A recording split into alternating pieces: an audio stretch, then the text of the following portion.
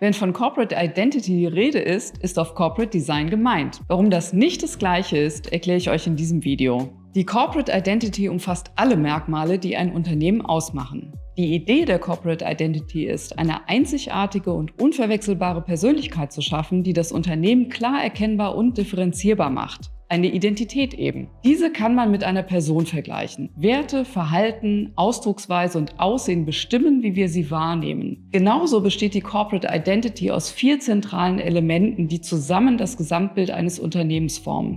Corporate Culture.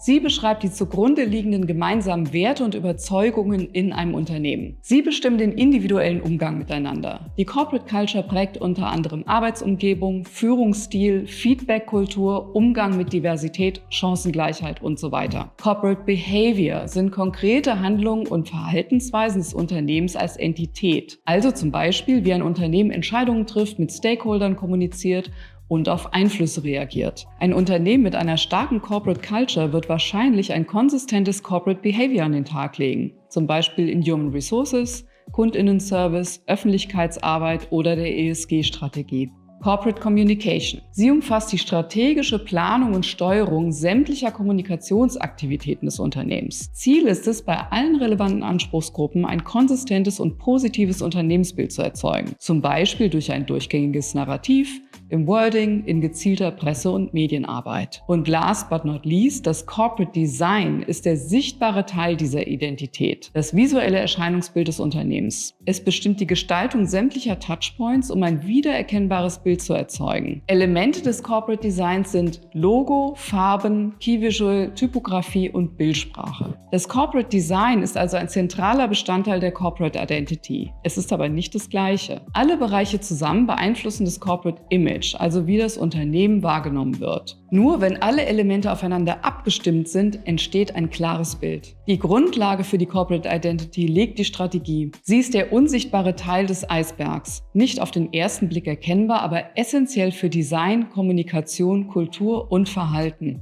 Corporate Identity meint also mehr als nur das Corporate Design. Sie definiert eine Marke ganzheitlich. Zum Schluss möchte ich euch noch 3 Schritte mit auf den Weg geben, die ihr heute umsetzen könnt, damit eure Marke morgen bereits Unterschied macht. Erstens, klärt eure Strategie. Sie ist die Basis. Ladet euch dafür unser kostenloses Frame Your Brand Workbook herunter. Zweitens, leitet konkrete Maßnahmen für Design, Kommunikation, Kultur und Verhalten ab. Oder drittens, ihr beauftragt Helder. Wir entwickeln eine klare Markenstrategie und setzen sie ganzheitlich um, intern und extern. Mehr Infos und Guidelines rund um das Thema Marke und Branding findet ihr auf unserer Website. Vielen Dank fürs Zusehen und bis zum nächsten Mal.